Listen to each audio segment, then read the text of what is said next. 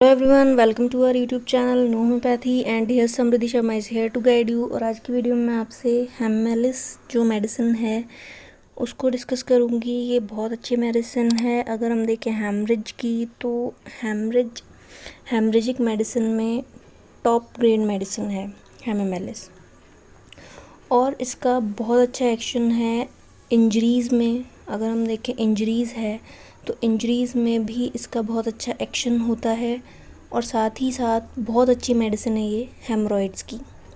तो ये सारी चीज़ें मैं इस वीडियो में आपसे डिस्कस करने वाली हूँ। तो चलिए वीडियो को शुरू करते हैं।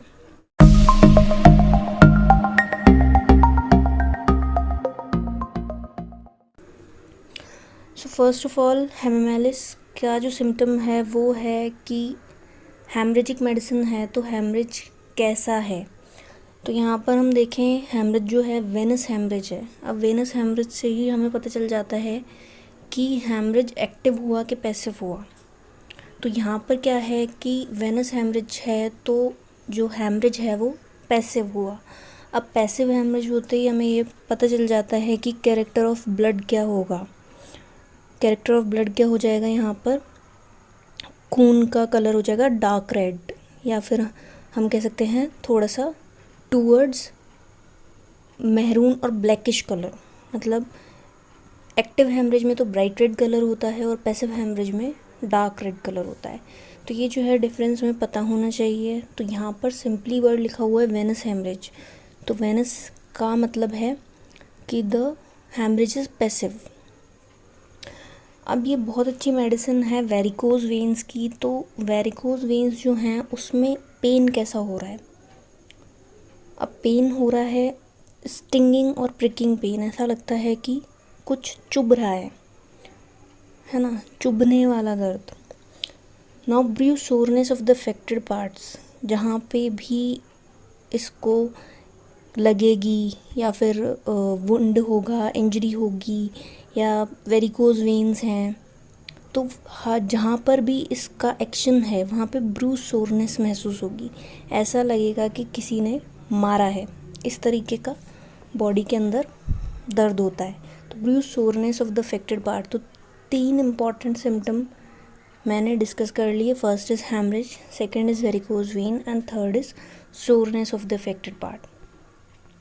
नाउ मिलीफोलियम जो है वो बहुत अच्छी मेडिसिन है एपिस्टेक्सिस के लिए, और अमोनियम कार्ब जो है वो भी बहुत अच्छी मेडिसिन है एपिस्टेक्सिस के लिए। और यहाँ पर हम देखें कि हेममेलिस जो है वो भी बहुत अच्छी मेडिसिन है एपिस्टेक्सिस के लिए। Nose bleed, flow passive, long lasting, blood non coagulable. तो यहाँ पर क्या हो रहा है कि नाक से खून बह रहा है और वो जो है लंबे समय तक बहता रहेगा, और जो ब्लड है वो नॉन कोगुलेबल होगा, यानी कि वो जमेगा नहीं। तो हमें कैरेक्टर पता होना चाहिए ब्लड का कि किस तरीके का कैरेक्टर है। पहला तो यहाँ पर हमने देख लिया कि पैसिव फ्लो है। दूसरा, लंबे समय तक ब्लड फ्लो करता ही रहेगा, और वो जो है अगर ब्लड लंबे समय तक फ्लो कर रहा है इसका रीज़न है कि वो कोगुलेट नहीं हो पा रहा, तो ब्लड इज़ नॉन कोगुलेबल। उसके बाद हेमरॉइड्स की बहुत अच्छी मेडिसिन है। अब हेमरॉइड्स में क्या है कि प्रोफ्यूजली ब्लीडिंग है, खून है वो बहुत ज़्यादा फ्लो करता है।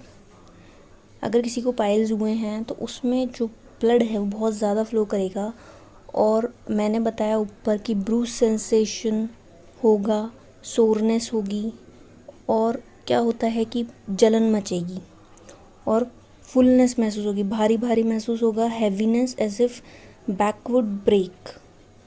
तो हेमरॉइड्स के साथ, पाइल्स के साथ एक तो आ रहा है बर्निंग, दूसरा आ रहा है सोरनेस, तीसरा फुलनेस और हैवीनेस।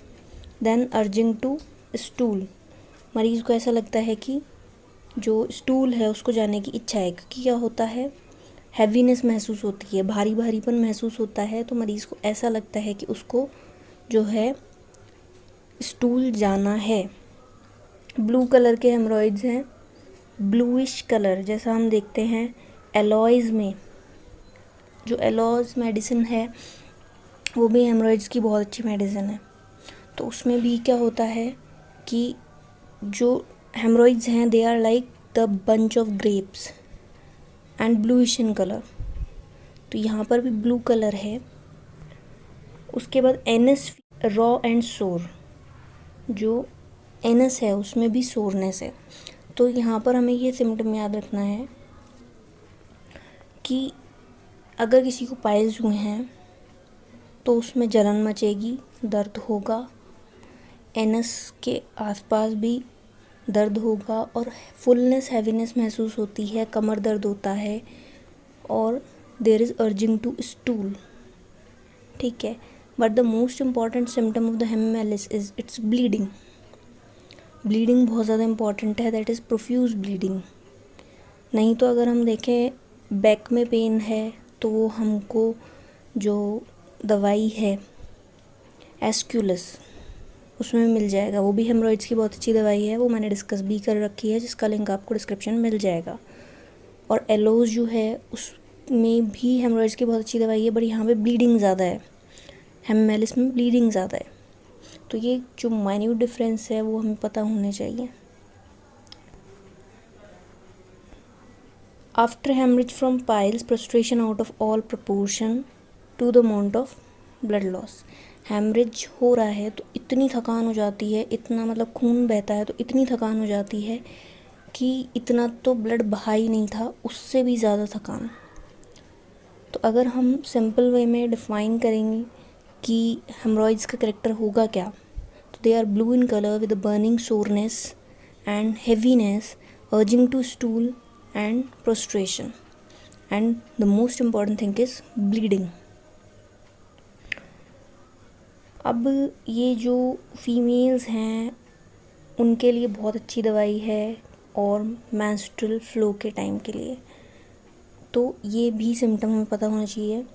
यहाँ पे फ्लो हम देखें डार्क प्रोफ्यूज है and there is soreness in the abdomen after a blow on ovary और अ फॉल। एब्डोमेन सोरनेस है, उसके बाद जो मेंस्ट्रुअल फ्लो का ब्लड था वो डार्क हो गया है ना, डार्क एंड प्रोफ्यूज है, या फिर कोई पेट के बल फीमेल गिर गई, उसके बाद उसकी ओवरीज में इंजरी हो गई या गिरने के बाद इंजरी हो गई, तो उसके बाद जो ब्लड है वो इस तरीके का आ रहा है, या फिर हम कह सकते हैं कि यूट्राइन हेमरेज हो रहा है ना, यूट्राइन हेमरेज एक्टिव और प्रेसिव, तो उसमें भी हेमिमेलिस बहुत अच्छी दवाई है। All suffering aggravate at menstrual period, जो सारी सफरिंग है वो मेंस्ट्रुअल पीरियड के टाइम ज़्यादा हो जाएगी। Now the most important part of this is after hemorrhoids is injuries। तो यहाँ पर इंजरी हम देखें किस तरीके की हो रही है, तो इंसाइज्ड है, लेसरेटेड है, कंट्यूज्ड है,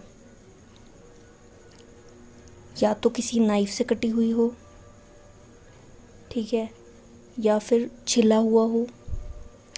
तो सारी इंजरीज जो है लेसरेटेड, इंसाइज्ड एंड कंट्यूज्ड, वो जो हैं वो हेमिमेलिस कवर कर लेती है।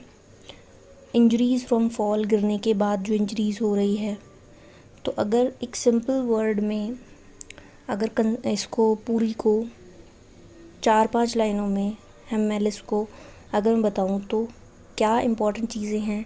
सबसे पहले इसका haemorrhage, that is passive and dark red profuse. Haemorrhage बहुत ज़्यादा इम्पॉर्टेंट है। सेकंड है important thing soreness, bruise soreness जो आपको देखने को मिलेगी कुछ भी हो। थर्ड इज़ हेमरॉइड्स, हेमरॉइड्स में भी सोरनेस है ना, और इंजरीज़ हुई है तो इंजरीज़ में भी सोरनेस है। अगर मेंसेस के टाइम देखें तो सोरनेस ऑफ द एब्डोमेन है। तो haemorrhage and the bruiseness and soreness are the very important features of the hemimelis. So I hope now you all are clear with the hemimelis. अगर आपको पढ़ना है Aesculus के बारे में तो उसका लिंक डिस्क्रिप्शन में दिया हुआ है। So that's all for the today's video. I hope you like it. If you like it and subscribe to our channel. Thanks for watching. No homeopathy.